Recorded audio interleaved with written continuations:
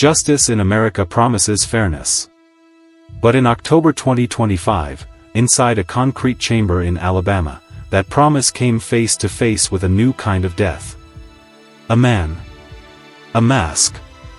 And a silent gas that took more than 20 minutes to end a life.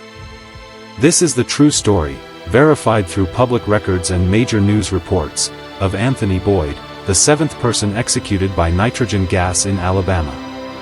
And how his death may redefine what cruel and unusual punishment really means. In 1993, Gregory, New York, Hughley was killed in Anniston, Alabama. Prosecutors said he was set on fire over a $200 drug debt. According to the Alabama Department of Corrections, Boyd and several others were arrested and charged within weeks. The case was built entirely on eyewitness testimony. No physical or forensic evidence was ever produced. In 1995, a jury voted 10-2 to sentence Boyd to death. He maintained his innocence from day one, repeating in letters and appeals, "I didn't kill anybody. I didn't participate in killing anybody." For 30 years, Boyd lived in the Holman Correctional Facility, one of Alabama's oldest prisons. Records show he spent most of those years in isolation, appealing his case while the world moved on. By 2023, Alabama's lethal injection system was collapsing. Several botched executions and a nationwide shortage of execution drugs pushed officials to find a replacement.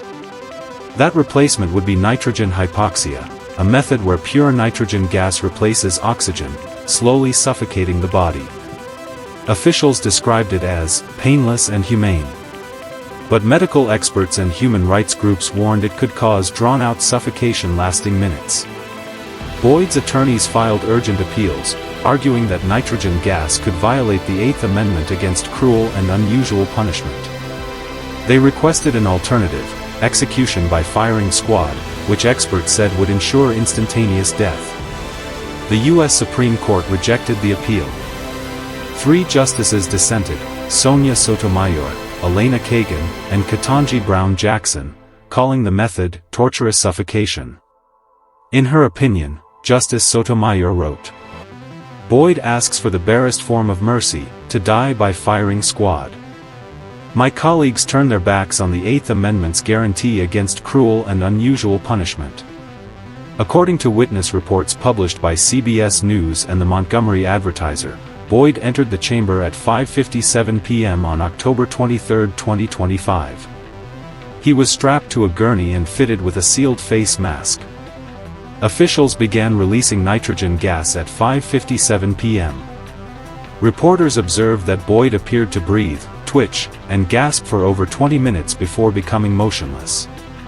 At 6:33 p.m., he was officially pronounced dead. State officials later said movements were involuntary reflexes and insisted the method was safe and effective. But eyewitnesses described the process as slow and disturbing. Outside the Alabama Capitol that evening, protesters gathered under a cold rain. Among them was Reverend Jeff Hood, a longtime opponent of capital punishment, who said, "When the state kills, it kills a piece of its own soul." Sarah Clifton, a reporter who witnessed the execution, wrote, "It wasn't quick. It wasn't peaceful. The room held its breath until it was over." Government officials, however, called the execution flawless. They emphasized that Boyd's death followed the strictest safety protocols. Boyd's death was Alabama's 7th nitrogen execution since 2024, a number confirmed by the Death Penalty Information Center. Legal scholars began asking whether the method could spread nationwide as other states face drug shortages. But human rights organizations like Amnesty International and ACLU condemned the trend, calling it a chilling return to experimental executions. Even some conservatives questioned it, noting that the lack of transparency during Boyd's execution raised constitutional red flags. Was this truly a humane alternative, or just a more silent form of cruelty? Boyd's final words, confirmed by CBS News reporters present, were, "I didn't kill anybody. I didn't participate in killing anybody. There can be no justice until we change this system." He was 54 years old. He had spent more than 30 years behind bars. For some, his words were defiance. For others, an echo of a man who may have been caught in a system unwilling to question itself. Anthony Boyd's death reopened an old question. Can a justice system that experiments with how it kills ever claim to serve justice? They said nitrogen was clean. They said it was humane.